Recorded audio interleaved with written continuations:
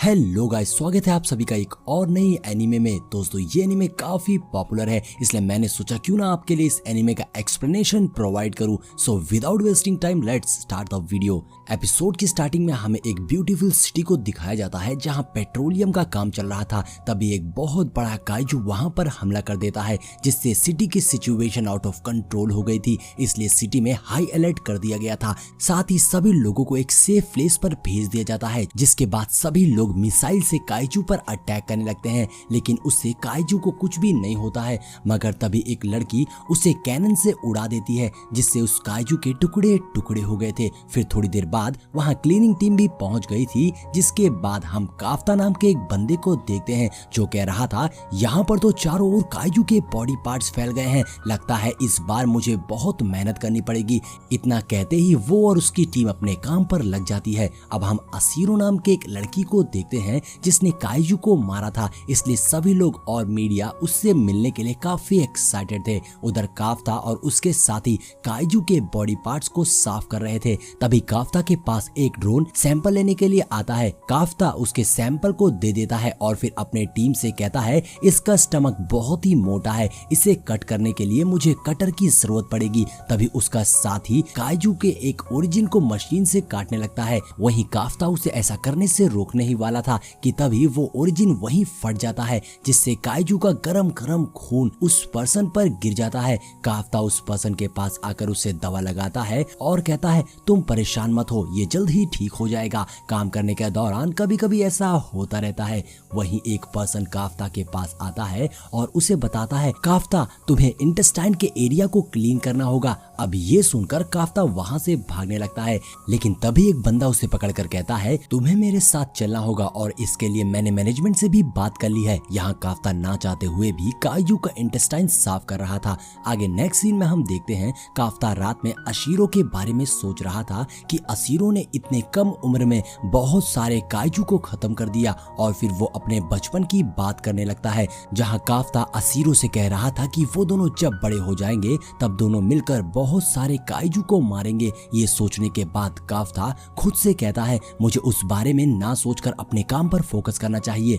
अब next day काफ्ता अपने काम पर निकल गया था, जहां उसका दोस्त उसे एक न्यू मेंबर के बारे में बता रहा था कि ये भी डिफेंस फोर्स ज्वाइन करना चाहता है और इसका नाम एचिकाडा है। साथ ही साथ वो एचिकाडा को काफ्ता के बारे में भी बताता है कि ये भी कभी डिफेंस फोर्स ज्वाइन करना चाहता था, लेकिन अब वो डिफेंस छोड़कर ये सब कर रहा है। तब एचिकाडा काफ्ता से पूछता है, सर आपने डिफेंस फोर्स क्यों ज्वाइन नहीं किया? काफ्ता बताता है, मैं बस अपनी लिमिट तक पहुंच गया था, इसलिए मैंने डिफेंस फोर्स छोड़ दिया और तुम भी जब बड़े हो जाओगे तब तुम्हें सब समझ में आ जाएगा। और फिर इसके बाद वो सब ड्रेस चेंज करके अपने काम पर चले जाते हैं, जहां हम देखते हैं एचिकाडा को भी इंटेस्टाइन साफ करने का काम मिलता है, इसलिए वो सब उसे साफ करने चले जाते हैं। फिर कुछ समय के बाद वो सभी लंच कर रहे होते हैं, लेकिन एचिकाडा को काम की वजह से उल्टी आ रही थी, जो देखकर काफ्ता हंस रहा होता है और एचिकाडा से पूछता है, तुम खाना क्यों नहीं खा रहे हो? जिस पे एचिकाडा कहता है, मेरा मन नहीं है। जिसके बाद वो सभी काइजू का इंटेस्टाइन साफ करने चले जाते हैं और काम खत्म होने के बाद काफ्ता वहां कुछ कर रहा था, तभी वहां एचिकाडा आ जाता है उसे थैंक्स बोलने के लिए और उससे कहता है, आपकी वजह से आज मैंने अपना फर्स्ट डे कंप्लीट कर लिया। और हाँ, मैं आपको बता दूं कि डिफेंस फोर्स की एज लिमिट 32 हो गई है। यहाँ वो लोग बात कर ही रहे थे कि तभी एक काइजू एचिकाडा पर अटैक कर देता है, लेकिन उसी टाइम काफ्ता उस काइजू को एक लात मारता है और एचिकाडा को वहां से जाने के लिए कहता है, जिस पे एचिकाडा कहता है, मैं आपको अकेले छोड़कर नहीं जाऊंगा। काफ्ता कहता है, तुम्हें डिफेंस फोर्स ज्वाइन करना है, इसलिए तुम यहाँ से चले जाओ और हाँ, तुम डिफेंस फोर्स को इस बारे में भी इन्फॉर्म कर देना। ये सुन एचिकाडा वहां से भाग जाता है और इधर काफ्ता काइजू का ध्यान अपनी ओर करके वहां से भागने लगता है और जाकर एक बिल्डिंग में छुप जाता है। लेकिन वो काइजू बिल्डिंग तोड़कर अंदर घुस आया था और काफ्ता पर अटैक करके उसकी टांग तोड़ देता है। अब वो काइजू काफ्ता को खाने ही वाला था, लेकिन तभी एचिकाडा उस पर अटैक कर देता है, जिससे काइजू काफी गुस्से में आ गया था और वो एचिकाडा पर हमला करने वाला था, मगर तभी वहां अशीरो आकर उस काइजू को मार देती है और अपने टीम से कहती है, यहाँ 2 लोग इंजर्ड हैं, इसलिए तुम लोग उन्हें यहाँ से ले जाओ। फिर हम हॉस्पिटल का सीन देखते हैं, जहाँ काफ्ता सोच रहा था कि अशीरो कितनी कमाल की है, उसने एक ही अटैक में काइजू को मार दिया। वहीं एचिकाडा उसे कहता है, सर अगर आप यहाँ नहीं होते तो मैं आज उस काइजू का डिनर बन गया होता और मुझे लगता है आपको जरूर डिफेंस फोर्स ज्वाइन करना चाहिए। जो सुन काफ्ता सोचने लगता है कि ये लड़का सही कह रहा है। वो इतना सोच ही रहा था कि तभी काफ्ता के आगे एक और काइजू आ गया था जो सीधा काफ्ता के अंदर घुस जाता है और ये देखकर एचिकाडा डर जाता है। वहीं काफ्ता की हालत देखकर एक ओल्ड मैन डिफेंस फोर्स को कॉल कर देता है। इधर एचिकाडा काफ्ता से कहता है डिफेंस फोर्स कभी भी यहाँ पहुंच सकती है, इसलिए तुरंत हमें यहाँ से निकलना होगा। इतना कहकर वो जैसे ही दरवाजा ओपन करता है वैसे ही पूरी दीवार टूट जाती है, जिससे वो काफी खुश हो रहा था। जिसके बाद एचिकाडा उसे वहां से जाने के लिए कहता है।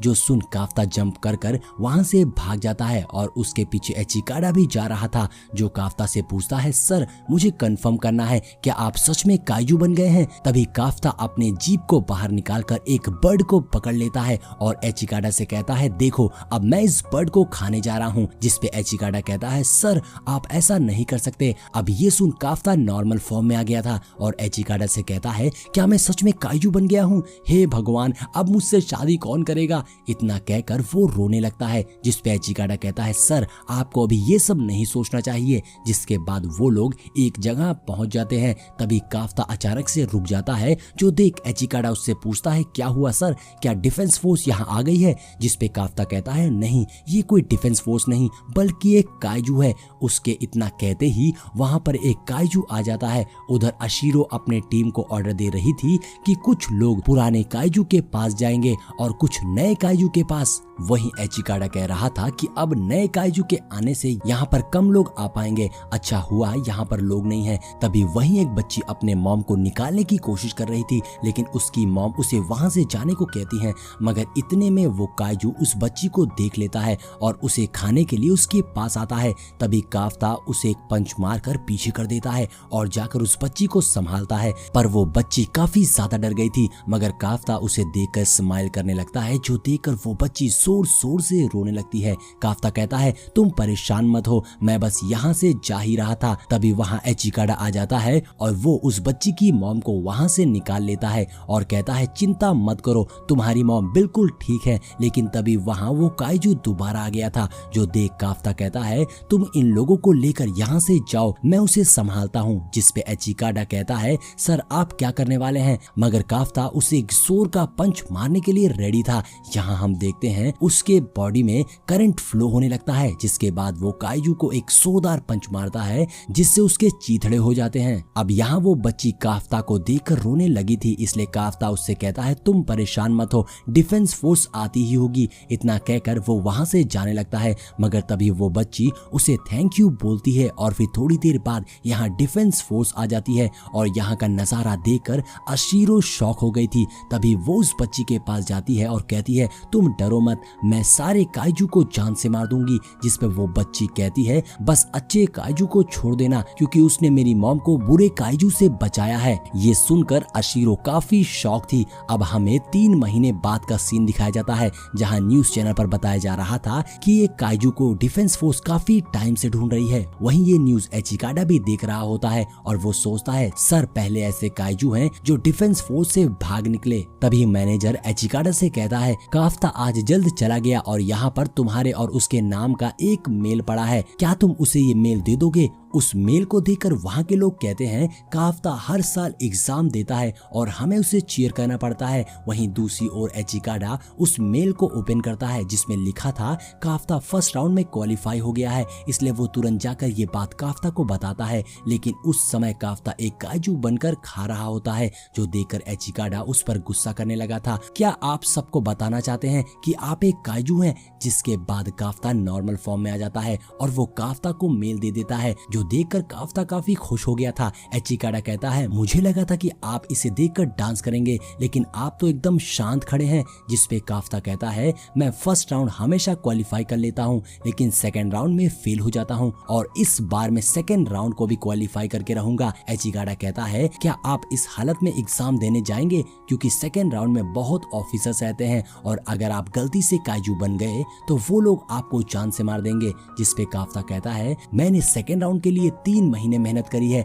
और ये मेरा लास्ट चांस है, इसलिए मैं पीछे नहीं हटूंगा। आगे हम 10 दिन बाद का सीन देखते हैं जहां एचिकाडा और काफ्ता एग्जाम देने के लिए डिफेंस फोर्स हेडक्वार्टर गए थे, लेकिन वहां पर ऑलरेडी बहुत लोग एग्जाम देने आए थे। तभी एक लड़की काफ्ता को ओल्ड मैन कह के बुलाने लगती है, जो सुन काफ्ता को गुस्सा आ गई थी और वो कहता है मैं तुम्हें किस एंगल से बुढ़ा दिखता हूँ, जिस पे वो लड़की हंसने लगती है और कहती है मैं अपनी कार यहाँ पार्क करना चाहती हूँ, इसलिए तुम अपनी कार हटाओ। काफ्ता उससे पूछता है तुम्हें कहीं और जगह नहीं मिल रही इसे पार्क करने के लिए, जिस पे वो लड़की कहती है मेरा लकी नंबर 5 है, इसलिए मैं 5th नंबर स्लॉट में ही अपनी कार पार्क करूंगी। काफ्ता कहता है आखिर तुम्हारी प्रॉब्लम क्या है, चलो ऑफिस में, मैं अभी तुमको बताता हूँ। तभी वो लड़की अपनी सूट को एक्टिवेट कर लेती है और उसके कार को उठाकर फेंक देती है, जिसके साथ ही हमारा ये एपिसोड यहीं पर एंड हो जाता है। तो दोस्तों अगर आपको वीडियो पसंद आई हो तो लाइक और कमेंट जरूर करिएगा और चैनल को सब्सक्राइब कर दीजिएगा। मिलते हैं नेक्स्ट वीडियो।